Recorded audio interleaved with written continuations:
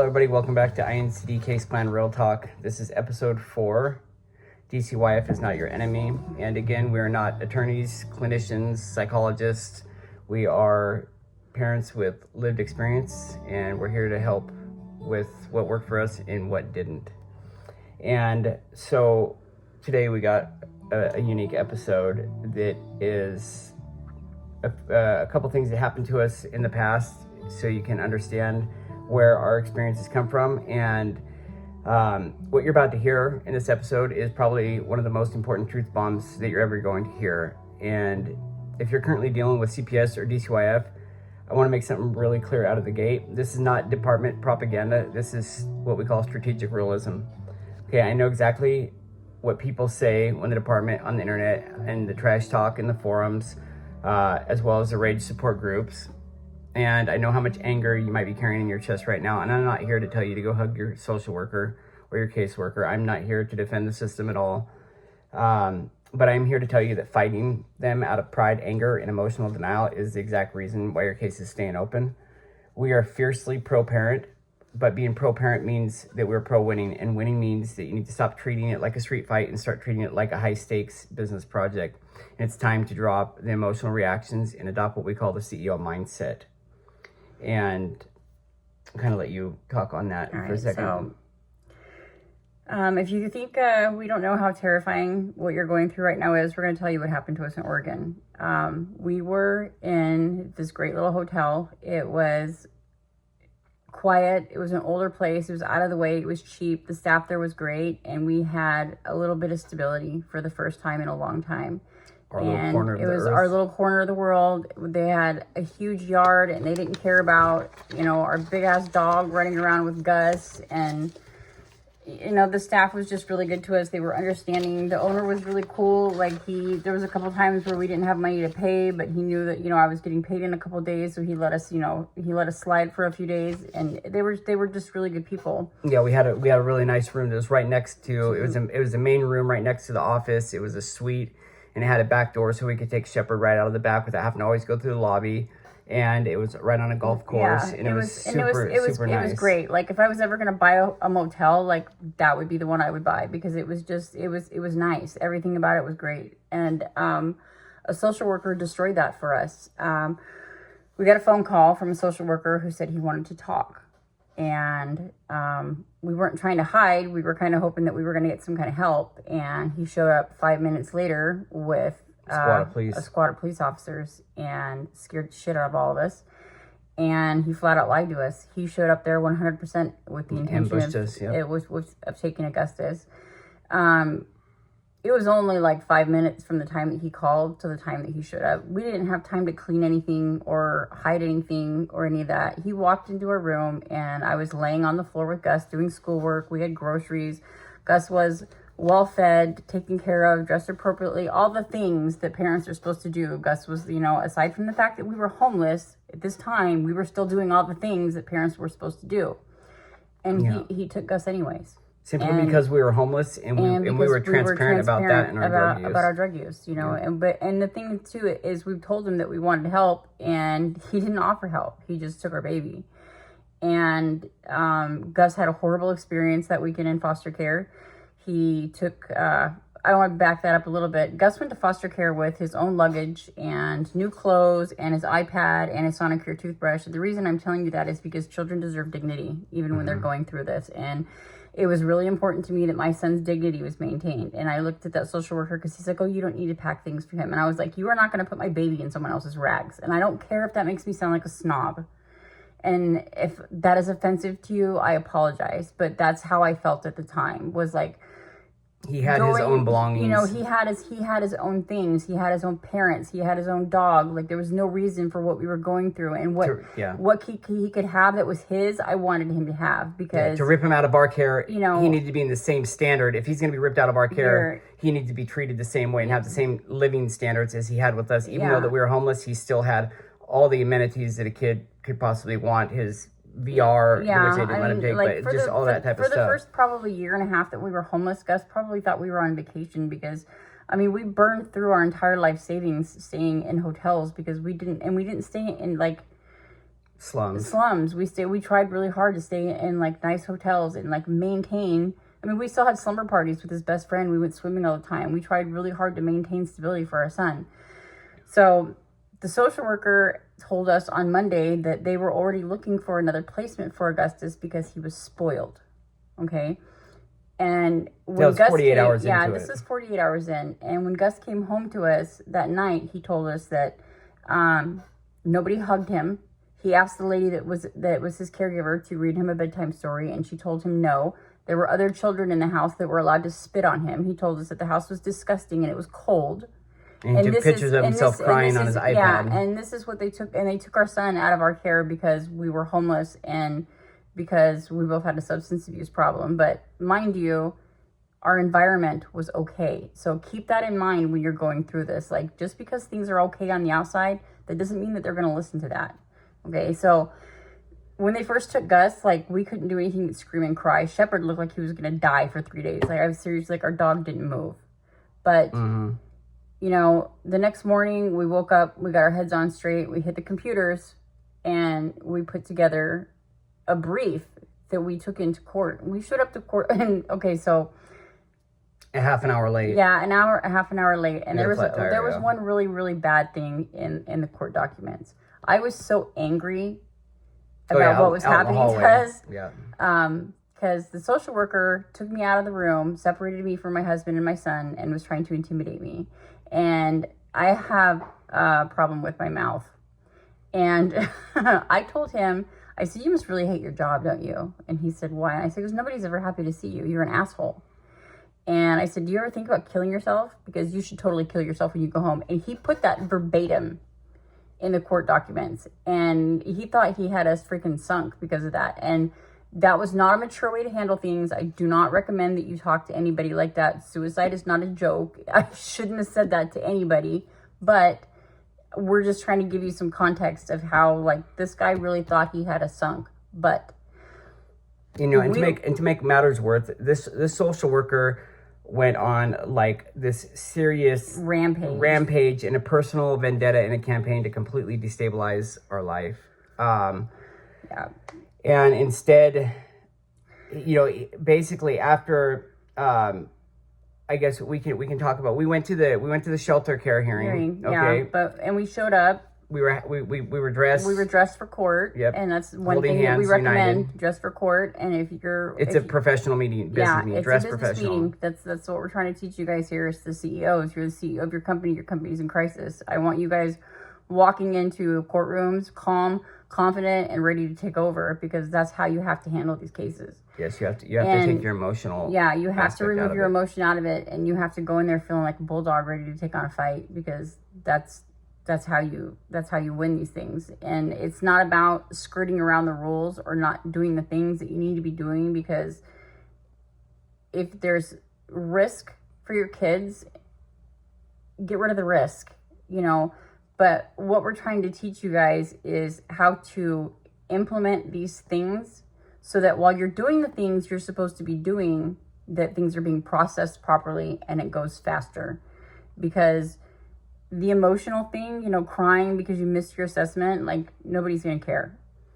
Yeah. This is a professional business meeting. Everybody in there are professionals. Yeah, people they all have college degrees, and, you know, they're going to smash you with those college degrees if you go in there and let them. And so the way to address this is you have to level up and be on their playing field. So you treat it just as they are. They are there, you know, knocking everything down in sequence, and they're not.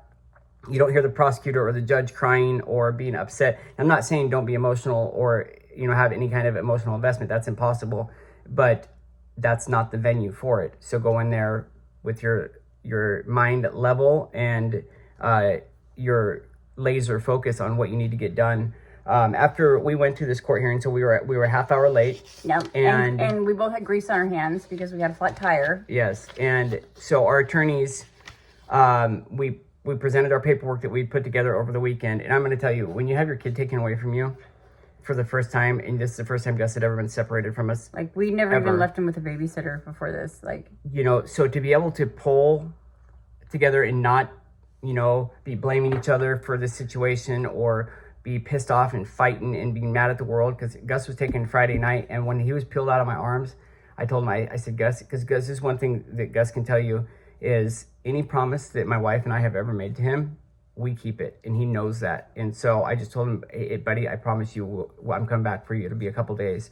And I didn't know how long it was going to be, but we got right to work on it. So when we got to court, we handed the attorneys our paperwork, and they read it, and they complimented it and said this was very well put together. Very good. They told us, they said, you guys did a really good job putting this together. And he said, what do you want to do? We can enter a dependency, or we can do a shelter. We can go for the contest the shelter care right now. And then they did like a 10-minute recess, and then he came back, and both of our attorneys did like they pulled us out of the courtroom and went to the side room and spoke with us and told us something that they had never seen before, and that was the guardian ad litem, our son's attorney, was on our side. She was on our side because the entire removal was inappropriate, and the aftermath of it was inappropriate. This guy kept showing up to our hotel room. He was knocking on our hotel room door, screaming, "Do you need Narcan for your wife?" That's a violation of federal laws, and state privacy laws. And then he did this after the case was dismissed. He did this for like 4 or 5 days. Yeah, we finally called our attorney and had to get him stopped, and because it was just crazy. So like the stability that we had, we no longer had it. Yeah, there in that everybody hotel. Looked at us differently. They treated us differently. They were just And then another gone. And another thing that we're still pursuing issues with this social worker, because another thing, that he even illegally confirmed. In Washington, you have the right to face your accuser. You don't have the right to face your accuser in Oregon. Yeah, they have confidentiality laws all the way around, and he violated them. Yep, he confirmed the exact identity of the person who called, because we knew, and that's breaking Oregon's confidentiality laws. And that just shows you how, I'm going to say, unprofessional this social worker really was in his personal vendetta. What social worker is going to disclose private information like that is against, that's to their job, you know what I mean? Yeah, but then again, like, who's going to listen to a couple of drug addicts? I bet he never saw this shit coming, did he? Right? Yeah. So, I probably shouldn't have said that. It is what it is. It's the truth, and that's just the reality. We're parents, and we're on the other side of this, and that shit caused trauma to us, and it caused trauma to our son. Our son will not open a door to this day because of that incident that happened in Oregon, and that's just the facts, But despite the trauma of that weekend, we pulled our heads together. We got through that mess, and like we said earlier, we spent the whole entire weekend going through case law, documenting everything, putting together a complete packet, and we prepared it, and that mindset is what we're trying to teach you. So when we were in the shelter care hearing, our individual attorneys, like we said, they went through our paperwork. They said it was good. And when I guess this is incredibly rare how it happened, but we looked at each other when he said, "You want to go for it, or do you guys want to enter dependency?" No. We're like, "No, we want our kid back right now." Right now. And then, honestly, it's really incredible, because the court-appointed guardian ad litem that took, which both of our attorneys said that they have never seen it happen before, that the guardian ad litem took our side, and both defense attorneys pulled us aside, and before all this came into deliberation, the guardian ad litem and the social worker kind of got into a heated debate over why Augustus was removed. They wanted to know, why exactly did you take this child away from his parents? And he couldn't give them an answer. Yeah, so when the hearing started, it completely backfired on the department in Oregon. And that's, one, because Gus's attorney started it off by demanding why Augustus was removed, because he was the same age, or he was if he was appropriate. It was the appropriate weight for his age. Was he clean? Was he dressed? Yes. Was there food present? Yes. Was there anything? Was there drugs exposed? We let them look in the drawers. There was no drugs found. Yeah. And then what else? They walked through our room, and then you were doing homework with him, and then we had a visitation right before the court hearing. And they questioned him about that hearing too, and asking if we were utilizing the stuff in the visitation. Remember? Yeah, because we were playing with math stuff, and we were trying to interact with age-appropriate items. We both kind of knew what was going on, because we knew we were being watched, So we knew not to get over emotional because we didn't want to upset Gus, and we knew we were being watched. And the things that they have in those rooms, they're there for a reason, because they want to see what you're going to do. You know, if you go into that first visit and you have an emotional meltdown, they're going to say that you're being harmful to your child. They'll cancel the visit. Yeah, and they can cancel the visit. But if you start engaging with your child immediately in things that are child-centered and age-appropriately, they can't say anything bad about that. So that's a really important thing to keep in mind when you're going into toys, this. all those They're there for learning a reason. devices. That's what they're there for. That's what they're there for. They want to see what you're going to do with them. Parental capacity. Yep, absolutely. And that's a word you're going to hear a lot. Parental capacity. You're going to hear protective capacity a lot. You're going to hear the word insight a lot. And we'll teach you more about these things going through this. But okay, so getting back to our massive script. Yeah. All right, so he was academically right where he needed to be. The social worker had absolutely no reason to remove Augustus from our care. And actually, I remember the social worker supervisor actually tried to swing in at the last minute and save him. And the judge shut it down and said, you know what? She looked at my wife and I, and at that time, I reached over and I grabbed my wife's hand because, like, this is probably one of the scariest things we've ever been through. And she goes, I'm not ordering shelter care. I'm ordering that Augustus be returned to his parents by 5 p.m. tonight. And she looked right at the social worker and said, 5 p.m., no later. And Augustus wasn't in the courtroom, but we were waiting there. And I remember Gus, when the social worker handed back to me, he started to say something to me. And Gus turned around and said, my dad told me it'd be a couple days, and it was a couple days. And Gus just turned around and started walking to the room to go see Mom. Gus didn't want to talk to him. Yeah, not at all. No, he didn't want to talk to him. And, here's and I'm not saying every Oregon social worker is bad, but this social worker had changed Gus's health care. Yeah, he did a bunch of stuff without our permission. We weren't Oregon residents. We were there trying to find our property. And the other thing that he did that was really, really bad, and the reason that we're telling you this is because we want you guys to understand that we understand that there's not, that shit happens, okay? Because this guy, he should have helped us. Absolutely. He should have showed up the next day and said, hey, I've got some housing resources. Let's figure out how to get you guys into something more stable, because that's his job, not taking babies away from their parents. That's not their job. Their job is to make sure that children are happy and healthy and safe. Children are at their best when they are with their parents, but they deserve you at your best. Yep, amen to that. You know, so he did not do his job. So we're trying to give you context so that you guys understand. This is not DCYF propaganda, but you fast forward to this, to a year later when our life had spiraled out of control further. We were staying in another hotel, and we had another social worker who promised us help, and she didn't help us. Yeah. She flat out lied to us. She said, if we let her in, she would get us funding for a month at a time so that we could take turns going to treatment. And we were like, fuck yeah, let's do it, because we were both sick of all this by then.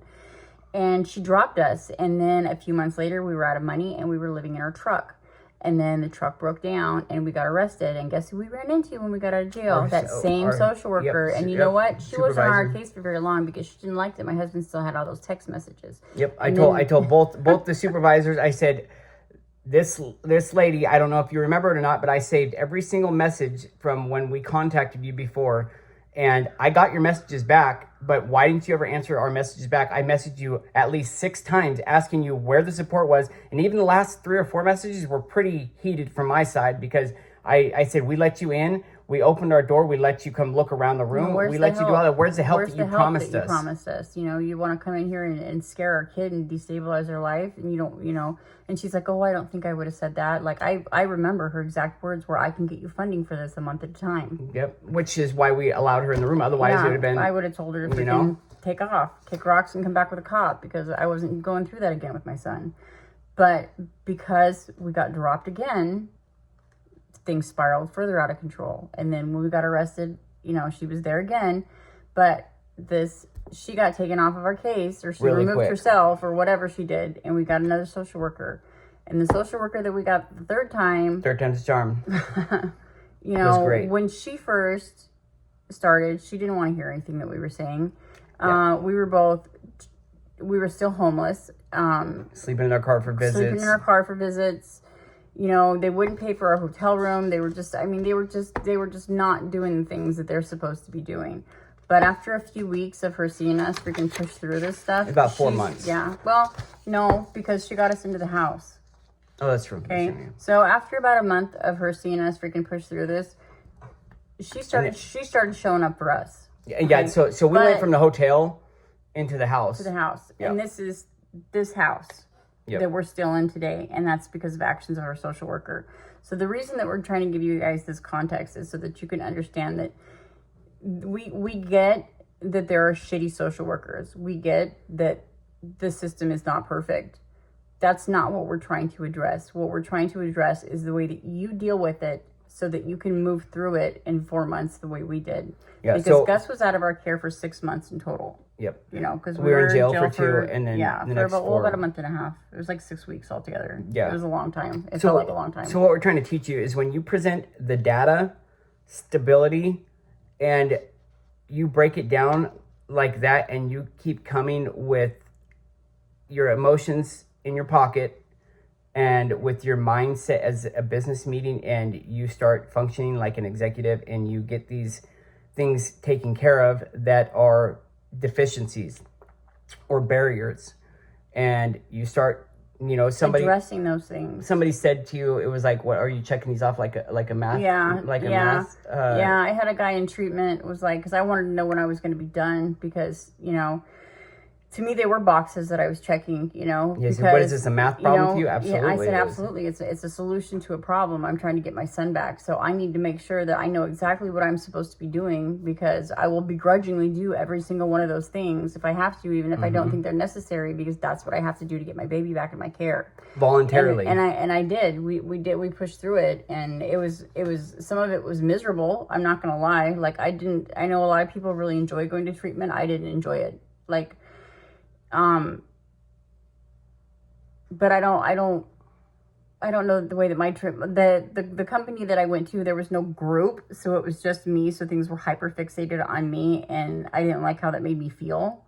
But your feelings don't matter right now, so we're not going to talk about that. That's not important. Where are we going? Okay. So removal stuff. Okay. So the historical data. So in 2018, reunification rate was around 64%. Okay. So by 2021, organs rates were at 53%. So what those numbers tell you is that the system is essentially a 50-50 coin toss. Okay. Statistically, when a child is removed, the case is just as likely to end in permanent separation as it is to end in reunification.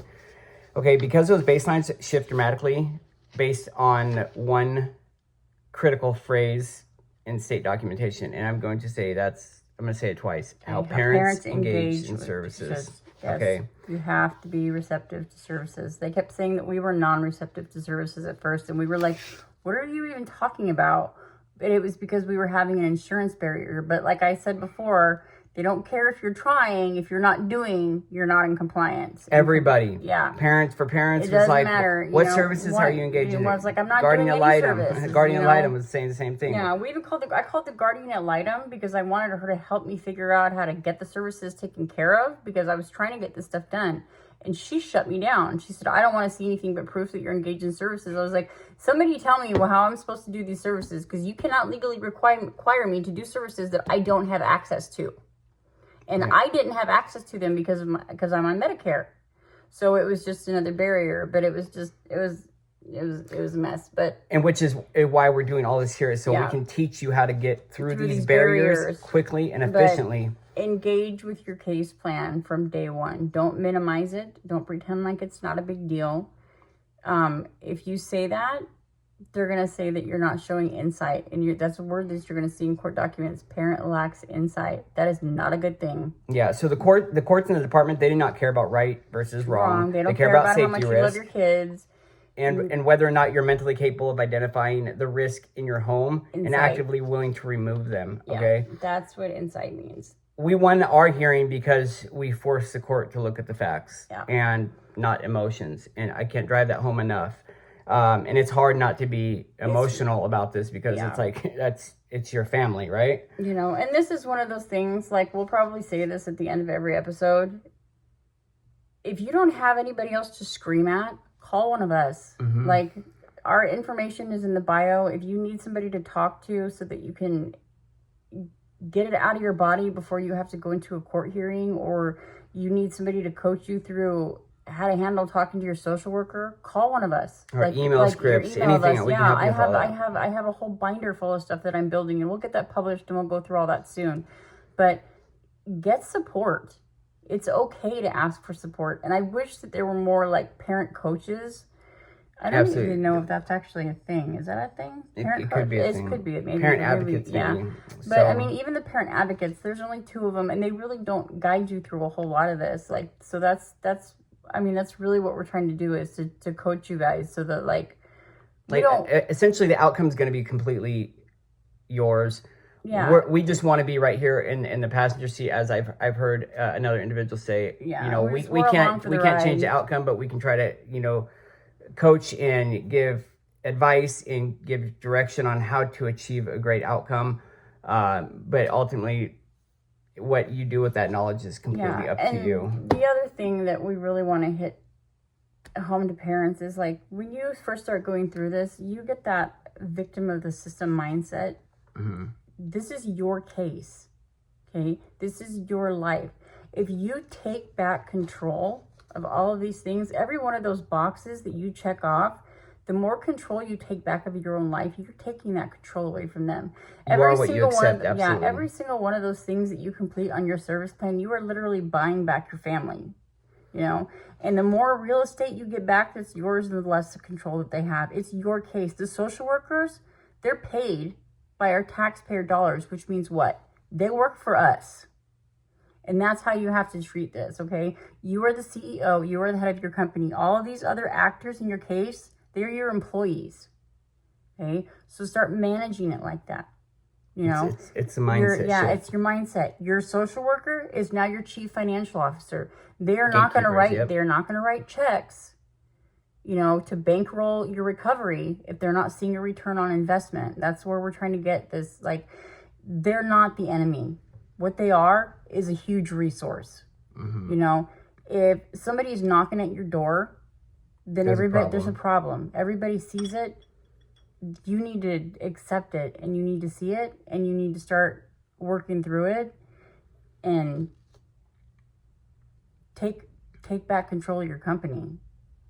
Yeah, I just want to say from earlier too about Oregon.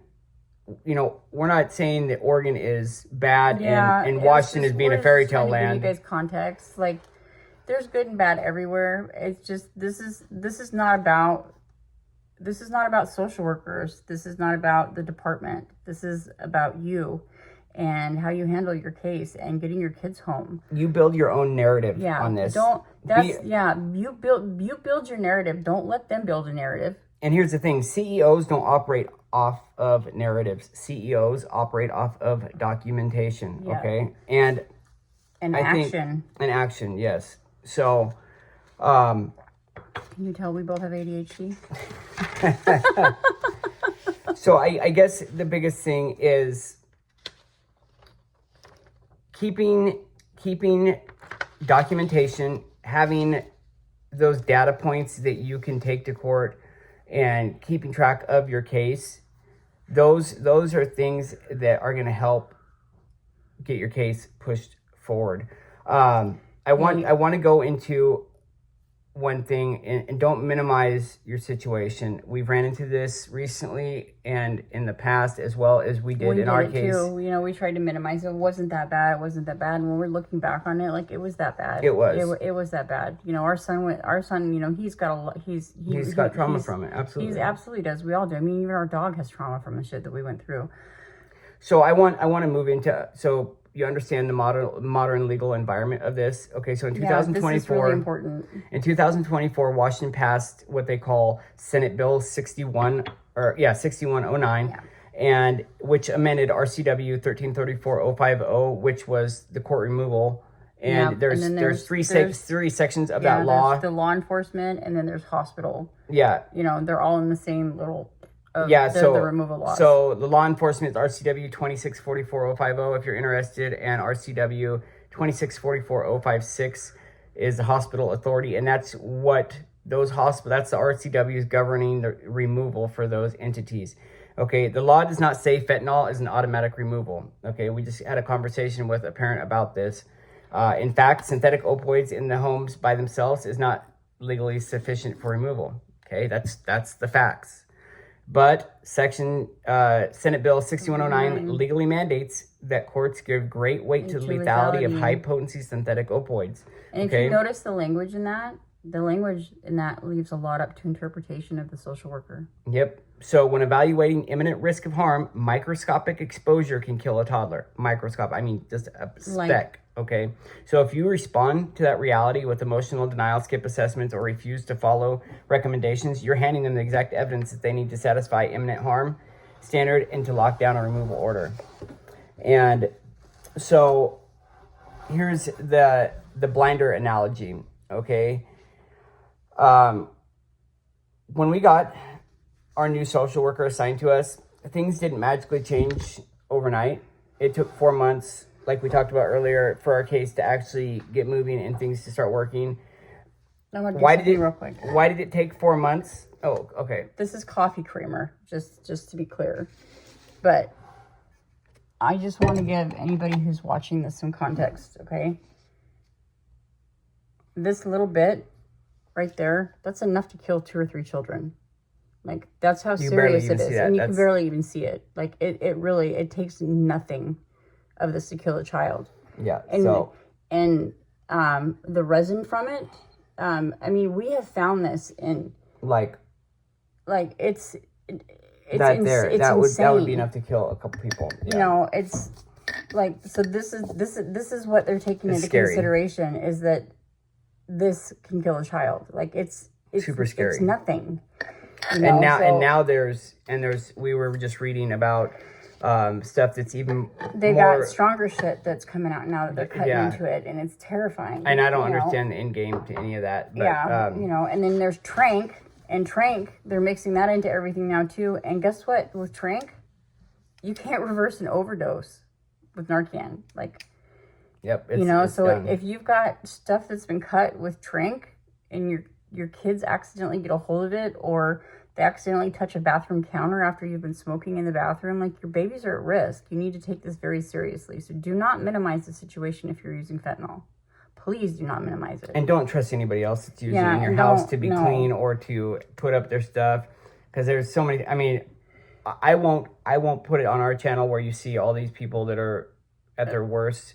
But you figure if you're in a trap house or you have people using it in your place, as we have before, people leave shit all the time. And so I'm not going to trust anybody. I can remember picking up pills off of our living room floor once. You know, and I can remember the day that happened. I was furious. And when I found out who did it, I freaking screamed at them up one side and down the other, and they were never allowed in their house again.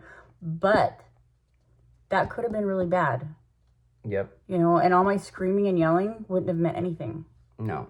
You know, and the fact is that looking back, we did minimize it, and we weren't in our right minds because we were using, and it's just time to stop. You know, your kids need you, your family needs you, you deserve better. Like, there's just so much more out there. Yep. So about the blinders. Okay, so this is what we're calling it. It's called the blinders analogy. Okay, so have you ever seen a horse out in the pasture with the leather blinders on? Okay. And just like this.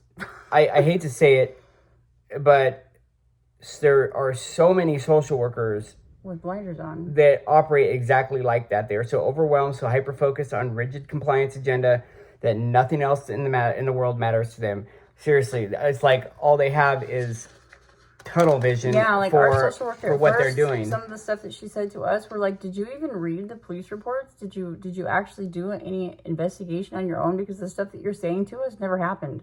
Yeah, and so she hadn't at first, and my husband had to push her to finally investigate on her own. And when she did, you know, she realized that, you know, the narrative that they had built about us wasn't completely true. Were we in a bad situation? Yes. Were we strung out? Yes. You know, and at the end of the day, yes, we're grateful that we got the help, but blinders. So, but here's the thing about the blinders. So for the first few months, we were playing their game, reacting to their moves, and we were getting absolutely nowhere. And so what I'm telling you this for is we drew the line in the sand, okay? And my wife and I decided that we weren't going to play this game anymore.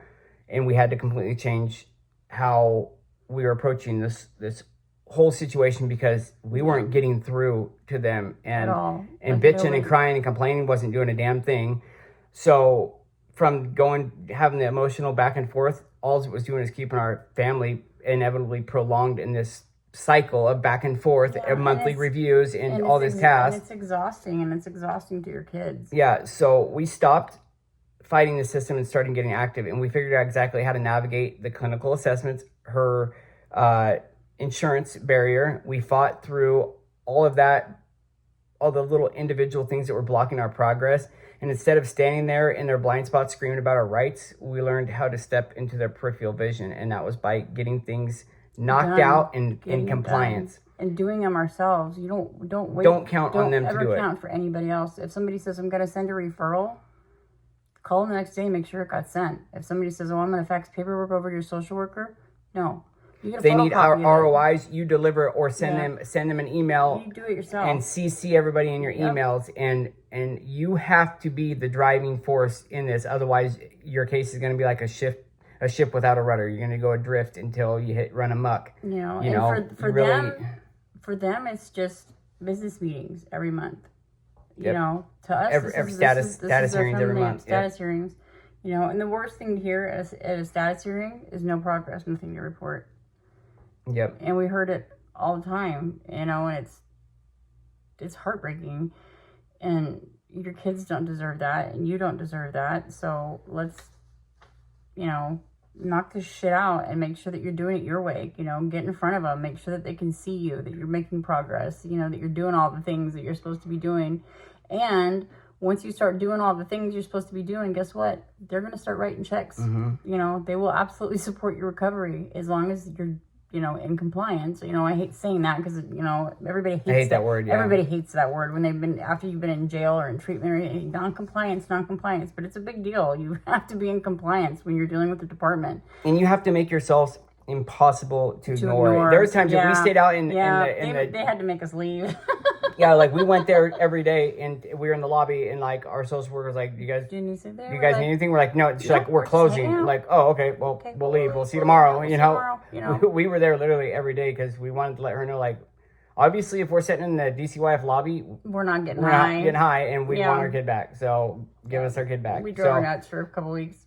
We're not telling you all this to scare you and, you know, encourage hopelessness, because that's not what this is about. We want you to effectively engage, get clean. Okay, that's the primary thing here. If you get clean, so many things are going to change for you.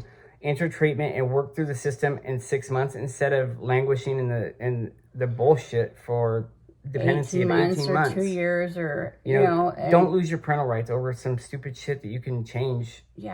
Effectively and improve your life all the way around. Yeah, you know, once we stepped into their peripheral vision, everything changed. She turned in, like our social worker, she turned into a huge resource and a massive pipeline for us. And honestly, that she carved out time during Christmas to bring our son's Christmas box to us. Yeah, she showed up for us a lot when during the holidays, you know, she had to deliver our boxes to all the kids on her caseload, and she was busy, and we were down at the park walking Shepherd, and she met us at it was like 6:30 at night. We were down there walking, and she came to the park to meet us to make sure that Gus got his Christmas box. Arranging groceries for us. You know, when he got hit at work, and, you know, he was, you know, home for a few days. Actually, she brought me Visa cards to go buy ice packs for you. Oh, I remember. That's right. And lidocaine patches. Yeah, absolutely. And then another thing is we had a flat tire, and my wife called because we had a couple of visas that she'd given us for my driver's license, but we had a blowout. Yeah, and I didn't realize my wife called and said, "Hey, we had a blowout. Can we use those visas to fix our tire?" And she said, "Absolutely." Well, we didn't know that she was going to replace them. So at our next shelter care hearing, at our dismissal hearing, that she put in for, her supervisor was like, "Oh yeah, here, by the way, these are some Visa cards, so you guys can go get your wife's license since you guys use the other ones for the tire." Yeah. And we're like, "Hey, you guys want the receipt?" And they're like, "No." But save your receipts. Absolutely. If they're giving you Visa cards, save your receipts so they can see what they may not ever ask for them, but have them because it's documentation, you know. And that's the thing, like, you know, like I said, like when we first got out of jail and we asked them for Visa cards the first time, they were like, little box, because they're not going to give Yeah. you Visa cards if they think you're going to go trade them for dope. Yes. And so basically, if you want to pull the same turnaround that we were able to pull off, that's why we're here today. Is we were able to do this in 4 months once we got out and we actually had the ability to start moving on our case. And we would have done it even faster if the insurance the barriers. wouldn't And I mean, barrier been there's there. stuff, but that's exactly why we're doing this, is because we want other parents to be able to to get through this like we did. And I mean, and to have a better experience with the department, because like they're really not bad people. Like, people think that CPS, like listen, child protective services, it's not child removal services. They really don't want to just come in and take your kids. Yes, they're jaded. Yes, they're worn out. Yes, there's a lot of bad out there in the world, but you can say that about any profession. Mm-hmm. But their job is safety, you know? And if you let them do their job and you make their jobs easier, they're going to make your life easier too. They'll do a lot for you if you're working the system. Like, you know, we had bad experiences with the department, but I mean, we had a really good experience too. And I think that's possible for everyone if you're willing to put in the work. And even if you have a bad social worker, document everything. And then you can, everybody has a boss, right? That's right. And we can help you with that as well. We'll have an episode on when to escalate and how to properly do that if there are things that are genuinely going wrong in your case, because we had things in our case that I wasn't okay with, and I escalated like all the way up to freaking state legislator at one point, because things weren't moving the way that I wanted to be moving them, because this was my kid and I was doing everything I was supposed to be doing and nobody was looking or listening because the blinders, you know. Yeah, I wrote a letter to their attorney, and my attorney was like, "What are you doing?" And I was like, "I'm trying to get your attention and you're not paying attention. So guess what? Attention's attention, you know." Yeah, like, even our parent advocate was like, "You realize that's their attorney?" And I'm like, "I know exactly what I'm doing. What I'm doing is training. Attention is attention, no matter good or bad." And so we started getting attention. Our attorney started calling, saying, "Hey, you can't do that. I'm your representation." Okay, well then represent us. And so, you know, so we'll go over, you know, how to when to escalate and how to properly escalate, because you don't want to make an asshole out of yourself and take your case by doing it the wrong way either. Yeah, and so we developed what we call the CEO mindset, and it's an educational workbook to help you get engaged. But really, there's 4 main pillars of this, and you can implement them right now. If you have issues in your case, you can get a hold of us. You can email us. Her email is INC, or our business email is incdfcrh@yahoo.com. And there's also INCD case plan. Real Talk, which is our YouTube channel. You can message in the bottom. Yeah. But I'm going to give you the 4 pillars, and then I'll let her read the definitions behind them. Okay, so 1, stay emotionally regulated at all times. Be as angry and emotional as you want in private. Okay? But when the phone rings or you're dealing with one of these people, you're a professional handling a contract, not having an emotional fight. Okay, 2, remember the blinders. Step into their peripheral vision. Okay, stop making excuses, break through your barriers, get your assessments done, and force them to see your active progress. Okay? Don't trust anybody else to move your paperwork for you. That's your job. These are your kids. Okay? Next one. 3, document everything early. Okay. Get a binder. Yep. Just like this one. 3-inch, I would recommend. Yep. And every piece of paper, every phone call, log, journal, everything. So I kept. So everybody, we're doing assessments on, everybody's doing their assessments on us. He did assessments on everybody else. I did assessments on every social worker, our guardian ad litem, the assistant attorney general, both of our attorneys. I did my own personal assessments on each one of them, because if you're truly a professional, right? Then you want an assessment. You'd want to know where your deficiencies are from somebody else's perspective. Our visitation agency visit the girls that handle our supervised visits. I did assessments on them, on what they could improve on, or I have never been able to share it with any of these people, but by doing that gave us insight to our case and where we needed to improve on our side to fix whatever deficiencies were lacking on their side. Yeah, make it up, because at the end of the day, we're responsible for what goes on with our children. and all of the stuff that the information that he gathered is the data that we use to put together the CEO mindset, which is going to make your cases so much easier to understand and so much easier to navigate. But the first thing that you got to do is get clean, and you have to be engaged with your case. So the last one is to demand the resource pipeline. Okay, treat your case plan like a reciprocal contract. You make sure that the state budget works for your family's stability, because that's what they're supposed to do. So you need to treat your social worker as your chief financial officer from now on. They are not the devil anymore. Stop throwing tantrums. But they are the ones holding the checkbook to your recovery. Drop the rage, pick up the strategy, and let's get your kids home. Let's get your kids home. So, subscribe. We got episode 5 that we're going to be coming out with here real soon, which I believe is assessment strategy. Yeah, yep. Assessment strategy and service engagement is really, really important. So, we'll see you guys next time. Absolutely. All right. Out.